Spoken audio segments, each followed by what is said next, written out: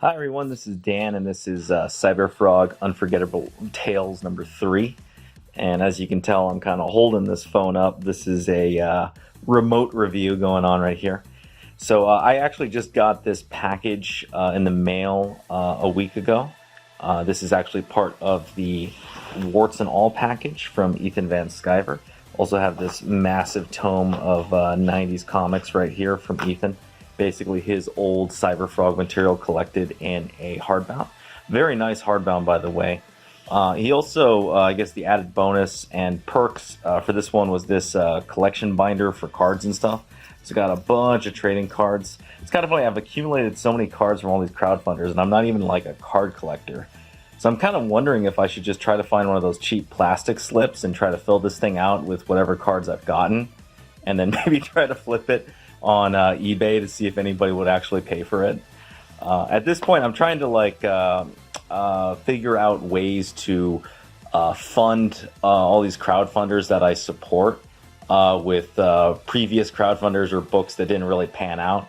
By the way, I'm thinking of sorry to go off on a tangent. I'm thinking of doing a giveaway series for books that I either accidentally got excess copies from certain sellers from, or crowdfunded comics I'm just not really into anymore, and sort of giving them away as channel goodies to those who watch and support the channel for the most part.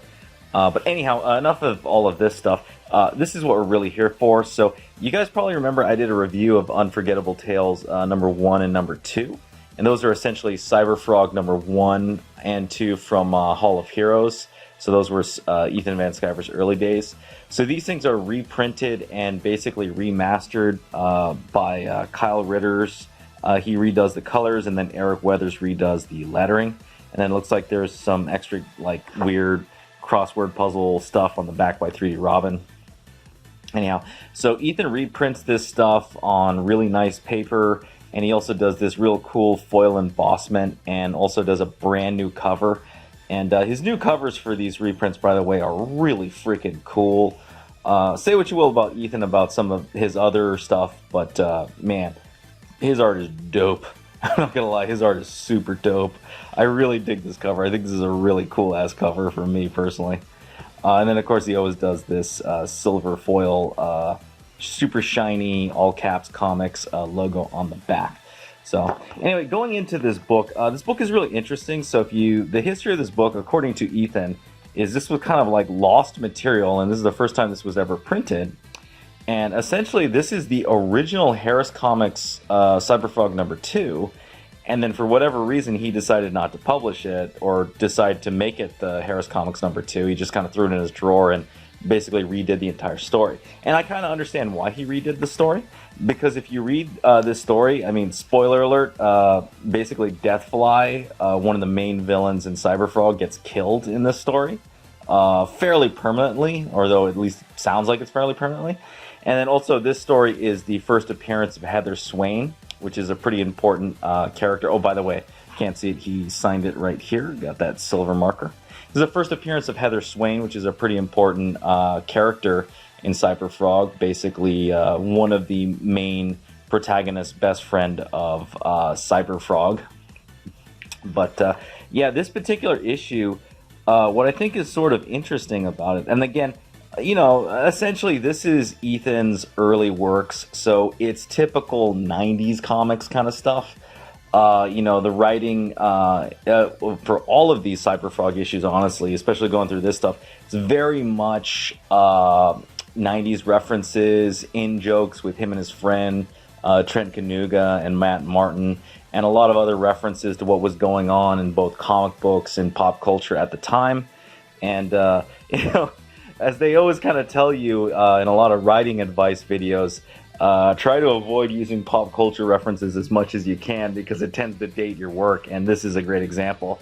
You got MTV references, you got movie references, you got a whole bunch of other really oddball stuff going on here. But I did want to mention a couple things. I mean, one thing that I think is really important, right, is that some of the lettering here is a little off. So if you take a look at this officer right here, this officer right here is asking to get the night off early, right?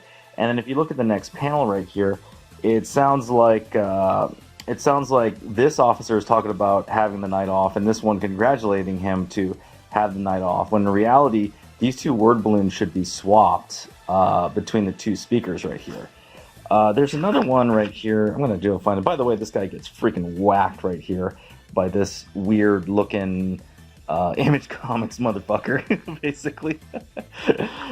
And you get some other cool stuff. The other cool thing is, so I mean, you could tell this is very Image Comics influence. Here we basically have two one-panel spreads, right?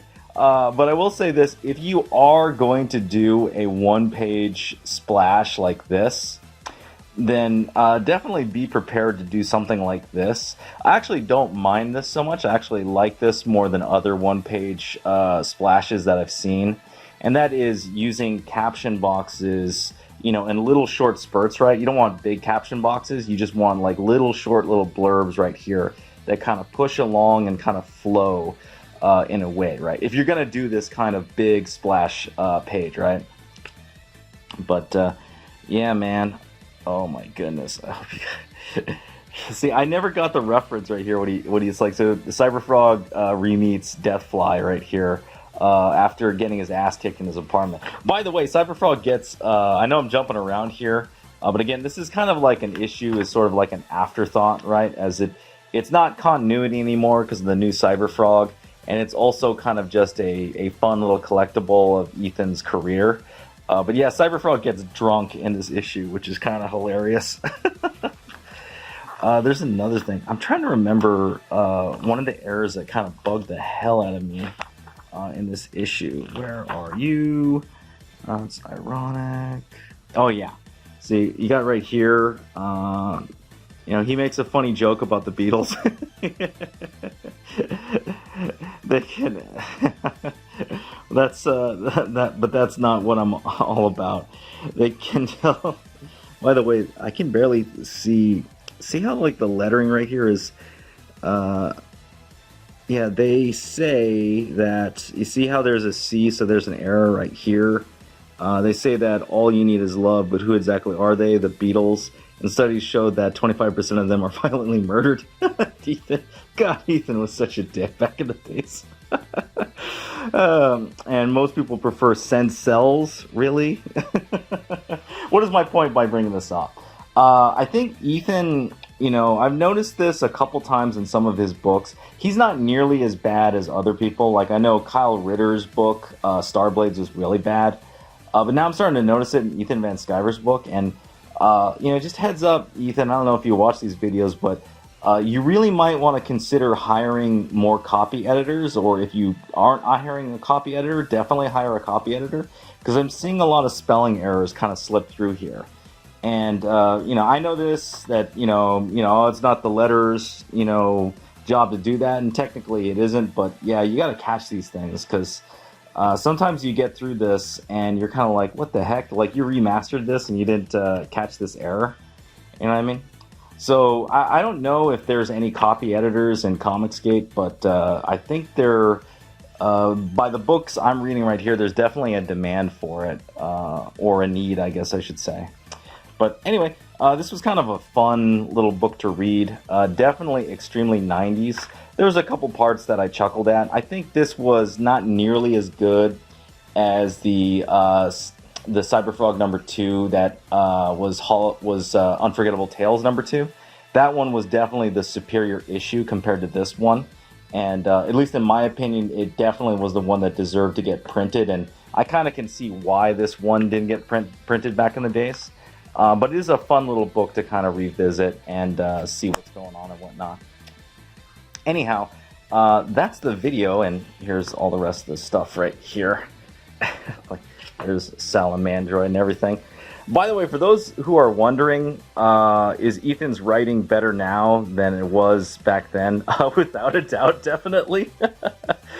Like, Cyberfrog Blood Honey is not without its flaws, but Unforgettable Tales is definitely sort of a nostalgia trip, it's not something that you really go back and like, oh yeah, this is, you know, great, like Chris Claremont, Frank Miller, great. No. But it is kind of fun to read for the most part.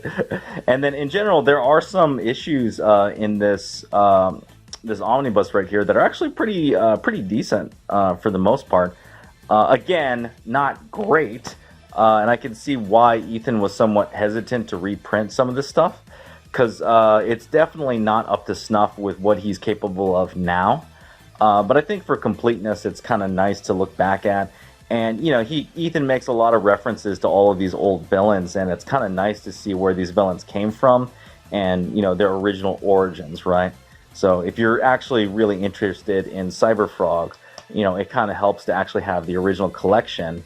And this is significantly cheaper than picking up the floppies. It's actually a pretty good, like, excellent hardbound printing, too. So if you guys see this, I think the campaign, I think Ethan charged me $30 for this hardbound, and then it was $10 to add on this guy. And then you got all of this stuff added on at the end as well, which I think overall, altogether, definitely one of the best deals that Ethan's ever done on a crowdfunded comic book.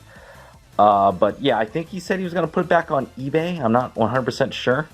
But if you see it in the hardbound or the paperback format on eBay, definitely pick it up if you're into Cyberfrog.